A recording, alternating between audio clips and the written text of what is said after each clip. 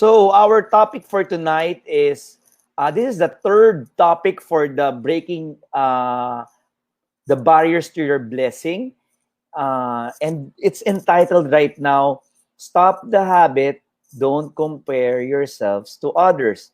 So alam nyo po, ang nakakatawa dito, may pag-aaral na yung mga chimps, alam niyo yung mga unggoy, di ba? Yung mga unggoy, ano pala sila, very particular sa status symbol. Yung naglalabanan sila kung sino yung magiging leader, di ba? They are wired to be on top of one another. Kumbaga gusto talaga nila mangibabaw. And coincidentally, tayo mga human beings, we also have that tendency. Itong having that status symbol. Tama ba? Kaya our tendency is to look at this side, the left and the right, and then we want to see if we're doing better than the others, di ba? And then, alam nyo po, pag ganun daw, sabi ng mga psychologists, medyo juvenile daw yon, parang may pagkaisip bata. And ako, I have kids. I have 9, I have a 10-year-old kid, I have an 8, and I have 4. Sometimes they do that, di ba? Naturally, we are wired. Medyo ganun ng ating nature. Di ba? Pag may binigyan kang candy yung isa, dapat siya rin meron. Tapos minsan pa gusto mas lamang. Di ba? They always keep comparing with one another. I think that's our tendency as humans. And aalamin natin for tonight, just for a couple, I think around 10 minutes, 10 to 12, we're gonna talk deeply about what's the impact. How is it affecting me? When is it good to compare yourself with others? By the way, meron din naman. May one reason lang mamaya i-share ko sa inyo kung bakit comparing yourself to others can be a good action. Pero yung impact we're gonna evaluate for in the next 12 minutes, 'di ba? Yung impact. So ganyan din yung mga anak ko, it's quite juvenile. Is it necessary? We're gonna talk about that. Yun yung pag-uusapan natin. And then, di ba, yung Bible times pa lang nangyayari yan, di ba, si Abel and Cain, di ba? Diyan nang gagaling. May pinag-uugatan yung away ng magkapatid, di ba? Yung Cain killed Abel because medyo mayroong inggit. So we have that tendency. We want status symbol. And we're gonna explore how it can affect us, how it can be a barrier to our blessing. Alright? So simulan natin. Yung sa mga kakapasok lang, maybe you know someone who might be needing this one. So please like and share this webinar para naman lumawak ang kanyang perspective. And somehow, we hope and pray, if you're aware of something, a concept, you can be more mindful about it, how it can affect you. All right? So this is a third topic right now. The first topic for barriers to blessing. We have talked about sometimes we put too many conditions. Yun, di ba? Maraming kondisyon. Dapat magbo-boyfriend lang ako pag ganito itsura niya, pag ganito siya kayaman, di ba? Marami tayong condition. O minsan, magsisipag na ako sa trabaho ko pag ganito, ganyan.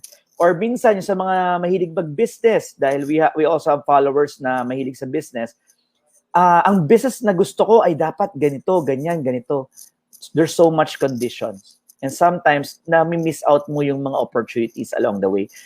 If you wanna watch that topic, it's still in our FB page. And Carl Balita ata, I'm quite sure nandiyan pa rin. Hanapin nyo lang. Or sa aming Cycle House FB page. Panoorin nyo yan. And then, pangalawang topic, listening, wrong spelling lang po, listening to your inner voice. Learn to listen to your gut, to your heart. Because sometimes, you will be distracted pag ang dami mong palaging pinapakinggan. And sometimes nakakalimutan mo na kung ano yung gusto mo. So that was our topic for the last 2 sessions. And right now, sa awa ng Diyos, nandito pa tayo, matuloy natin ang topic doon sa mga nanonood ngayon.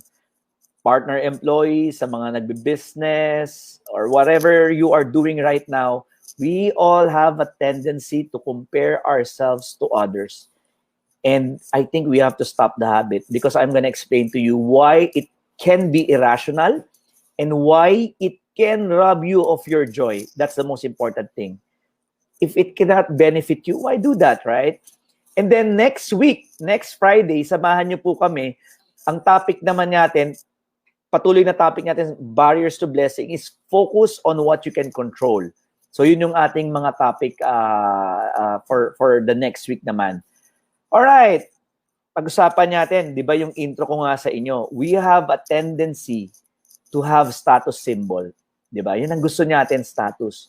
Well, you know what? Tingnan natin muna ano ba yung start. Why? What's the basis of this? What's the foundational reasoning, di ba? Why? Ano ba ang problema? Ano ba yung mental model? Meaning, ano ba yung idea behind? Why? Why are we like that? Comparing ourselves to others? Why? Maybe it's because yung happiness mo naka-base sa having more money. Walang masama.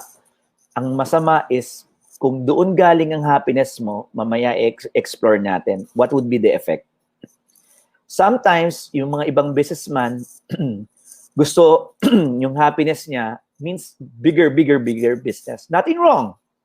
Pero if your happiness is reliant on that, let's explore what would be the impact.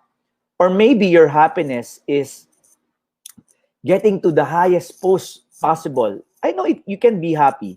Pero ano ba yung impact, just in case?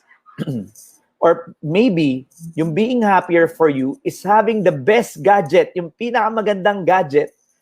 Diba? Ito yung dilemma niyan. Ito yung dilemma, mga aking kababayan. Tama ba na there will always be someone na mas maganda yung career compared to you? Diba? Excuse me. Hindi po ba, ako may mga nakakasamang businessman, may tendency mga ibang businessman, they compare, no? How big is the business? Hindi po ba palaging merong someone who has a bigger business than you? Or a gadget. Bagong bili cellphone mo, excited ka, tuwan-tuwa ka. Pagkakita mo doon sa kasamahan mo, mas maganda cellphone niya. Kakabili lang rin niya next week. Minsan, di ba, ang tendency, nagko-compete eh. Uy, modelo yun sa kanya, ako rin, bibili rin ako. Or making more money. There will always be people na richer than us, mas mayaman sa atin. The question is your happiness based on these external things? If yes, I think you're gonna have some problem. Kasi there will always be people na merong mas mayaman, mas malaki negosyo, mas maganda gadget. Kaya yan po ang danger sa comparing yourself to others. Alright? You have to be careful about it because it can rob us of our joy. Ako po, maganda career ko sa iba't ibang companies, but I can always say, I'm happy maski yung iba, mas maganda yung career. Diba? May contentment. I have a business sa awa ng Diyos, thanks to my franchise owner, to my partner employees, and through the grace of God, lumalaki. But, I'm content kung hindi siya yung pinakamalaki as of the moment. Diba? Ngayon, yung mga ibang big businesses, that can be an inspiration for me and the franchise owners. Diba? Mamaya, i-explore natin yan when comparing ourselves to others can be a good thing. So, yung po yung ating pag-aralan. Kung pirmi mong kino-compare yung sarili mo with the others, with these things, diyan ba nanggagaling ang happiness mo, kapatid? Then mahirap po yan kasi there will always be people. Diba? I'm challenging you right now. Maybe you have to go for something deeper and more internal. Diba? Or you might lose your own life kasi you're always looking at others. That will make you miserable. Kasi meron mas mayaman talaga sa'yo. So sometimes, another thing na pag-isipan natin ngayong gabi, we have unrealistic measure for what constitutes success. Diba? Paano tayo? Diba minsan yung mga may kakilala tayo, yung ating tiyahin, magulang. Mag-o-open ka ng ganito, parang kay ganyan. O yan. Kino-compare na tayo. Diba? Yung ginagawa mo, parang ginagawa ng ganitong singer. Yung ginagawa ni Jeff, parang ginagawa rin ng ibang host. You know what? Like me, personally, I was telling my people last week or last 2 weeks ago, we have been growing our viewers, most especially with Carl Balita and Cycle House. Pero it doesn't matter to me.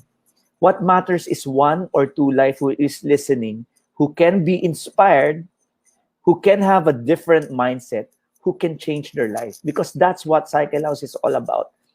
Helping people to find your greatness. By the way, we're not perfect. We have operational issues.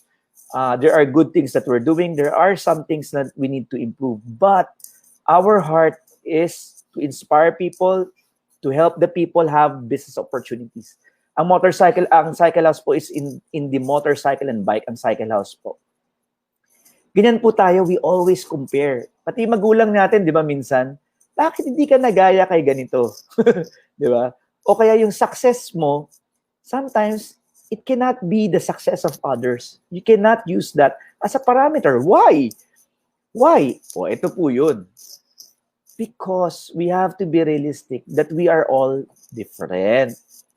Example, different DNAs, genetics. May mga iba magaling sa creatives. For example, ang ating marketing, creative si Vlads. Magaling siya kumanta, magaling mag-drawing, magaling sa mga arts. Ako, huwag mo ko asahan sa pagkanta, wala akong tinatamaan sa nota. 'Di ba? That's not how God has built me, 'di ba? Ang medyo siguro yung aking strength ay into business, marketing, explaining, 'di ba? Communicating. We all are different. 'Di ba? We have different DNAs. Kaya mahirap and it will be unfair for you to compare yourself with others. Different DNAs. Kaya yung anak ko, I have 3 kids. I have 3 wonderful kids. We made it a point, kami ng aking ni Mrs., not to compare them. Sometimes yung mga kasama sa bahay, ba't di mo gaya si Aya, yung si Kuya, ganito. Sisita po namin. Kasi they are all different. Different backgrounds. Di ba? May mga ibang partner employees kami na galing sa provinces. Siyempre, hindi naman sila nagkaroon ng ganun exposure sa ibang companies. We have to be more understanding. Di ba? Yung iba naman, na-expose sa mas malalaking company. Yung iba na-expose sa ibang bansa. We are all different. Kaya hindi mo pwede compare yung career mo ngayon versus the career of others. Why? You may be running on a different pace. Iba yung pacing mo kasi, syempre, hindi ka nagkaroon ng background, hindi ka na-expose. Don't beat yourself up. Love yourself. Take your time, di ba? Kaming mga leaders, we also have to remind ourselves. What else? Why we shouldn't compare ourselves? We have different set of opportunities. Di ba? Like ako, pagka-graduate ko, I was thankful that I got exposed to different companies. But the others did not have the chance. May not have that courage during the time that they have graduated to apply for a big company. So we cannot compare ourselves to others. And there's no reason. There's no benefit in it. And sometimes nga may mga franchise owner tayo. Tandaan ko may isa akong nakausap. Titingnan niya yung lahat ng FB page ng mga cycle house store. Sabi ko, why are you doing that? Why are you doing that? Focus ka lang in building your business. Why? It will distract you, my friends. It will distract you. Trust the system. Why are you looking at FB pages of other cycle house store? Di ba, mauubos oras mo. Tapos pag nakita mo, ma-misinterpret mo, bakit sa kanya may ganun? Ito wala. Definitely, we try to be fair. Di ba? So, iba-iba yan. Iba-iba yan. Don't compare yourself. You will rob yourself of your joy. Ako rin, I'm different. I'm different from Injapsia. They're bigger. That's fine. I'm contented. They had their time. Maybe, God willing, I'm inspired by them. I will also have our time so that I can elevate the livelihood of my people and the franchise owner, di ba? Mas lalong, sana, gumanda ng gumanda ang business. Di ba? So we are different. We cannot compare cycle house with others. We cannot compare me with all the other motivational speakers. We are wired differently. With our partner employees, with our employees, we cannot compare with our kids. Kasi why? It's illogical, irrational. Why? We are all different. Why are you comparing? Except if you are using a competency, o konting HR, usapang HR, may set, competency set, meaning competencies, set of competencies, I mean. Doon kino-compare yung employee kung nakaka-catch up na siya kung ano yung expected level of competency na pinapakita niya doon sa job. Yun lang yun. Pero comparing one person to another is just illogical because they have different talents. Kaya wag mo nang bugbugin yung sarili mo na, oh, bakit siya ganito? Bakit ako ganito? Hindi pa ako na-promote. be careful. It might rob you of your joy. It will distract you. It will eat out your energy. You have to frame it na baka naman may ginawa siyang kakaiba, mayroong talent na nakita sa kanya. And we have different strengths and weaknesses. So stop the habit. Alam niyo po, minsan hindi lang kayo aware. But we are wired as human kasi. Minsan di kayo aware na kino-compare mo na pala yung sarili mo with the others. Di ba? And sometimes right now, I want to challenge you to be more aware of that tendency, of the chimpanzee mentality of comparing yourself with the other, of trying to always be on top. Di ba? Palaging ikaw ang una, palaging number one. Okay naman yan. Pero if you're not, it's okay. Just try to work on yourself. Di ba? And by the way, ito, importante, maybe may titignan kang business, maybe may titignan kang tao. Nagkakaroon ka ng resentment, naiinis ka sa buhay mo, na bakit sa kanya ganito na siya, mayaman na siya, ganito na siya. Diba? Bakit siya may ganitong kotse, ganito na karir niya, ganito na yung business niya. You know what, guys? This is a fact. You have to factor in everything. Hindi mo alam kung may mga pains din sila sa kanilang buhay. So again, stop the habit. Don't compare yourself to others. It's not beneficial to you. Mentally, physically, and emotionally. Stop comparing yourself with others. It's juvenile. Ako, I'm also challenging myself whenever I'm with businessmen. Sometimes they have a tendency to compare. Ego eh. May konting ego yan. You know what? Run your own race. Everything will fall into the right place. Just work on the business, work on your personal development. That will give you more control. Own your life. Diba? Find joy in growing yourself and your business. Sarili lang in your career. Alright? Factor in everything. Hindi lahat ng nakikita mo, yung pinag-iinggitan mo or yung kino-compare mo yung sarili mo ay okay lahat. Hindi lahat yan. Alright? So, yun yung ating tip for tonight. Work on the inside, your mentality, and work on yourself. Stop comparing yourself or you will get distracted. You will have negative energy, negative emotion, instead of focusing, what can I do to improve myself in order to get to that level? Yun po ang the only reason why comparing yourself with others is okay. Diba? If you frame it that way, looking at other stores, looking at other businesses, looking at other franchise owners, what is she or he is doing that is making her business grow more? Or kaya sa mga may career, yung mga nag-work, yung sa mga taga-cyclers, ano yung ginagawa ni ganitong employee, partner employee, ba't siya napopromote at ba't siya nabibigyan ng reward ni Seth? Ba't siya na-award? Diba? Itigil po natin yung jealousy. Yun lang ang rason. If you're comparing yourself to be inspired, learning from them, it's okay. But nevertheless, if you're comparing yourself, then you're hurting yourself, unrealistic yung mga expectation mo about yourself, it can distract you. It can actually destroy you. So that's our topic for tonight. So again, go for inner things. Ano yun? Joy, peace, happiness, love, meaning and depth and inspiration. No one can take that away from you. No one can take that away from you. Yan, sayong-sayo yan, di ba? Yang mga bagay na yan, yung inner things na yan. Pero yung pera, merong mas maraming pera sa'yo. Walang masama if you wanna have financial goals. Pero not at the expense of trying to be na ma-outsave mo yung lahat ng kasamahan mo. Di ba? Pag nalalaman mo, ang laki ng kita niya, medyo may kurot. Di ba? Di ba? Or hindi ka rin yung pwedeng may pinakamagandang gadget kasi I'm quite sure meron mga ka-catch up. Hindi rin pwedeng may pinakamalaking business kasi I'm quite sure there will be someone who has a bigger business.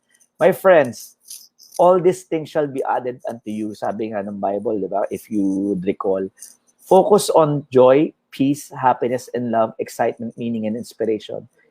Or else you will lose your own life. Meaning yung living your own life. Mawawala. Focus on yourself. All right? So, that ends our topic for tonight. If you like that topic, we still have topics here posted in the FB page. Panoorin nyo lang. All right? So, I hope you learned. Now, here's the question. Why do you think you should stop comparing yourself with others based on the learning? Doon sa natutunan ninyo. Why do you think, ano sa tingin mo, bakit kailangan stop natin ang pagko-compare natin ng sarili natin with the other people? Bakit? Ano sa tingin mo? Bakit? So that's our topic for tonight.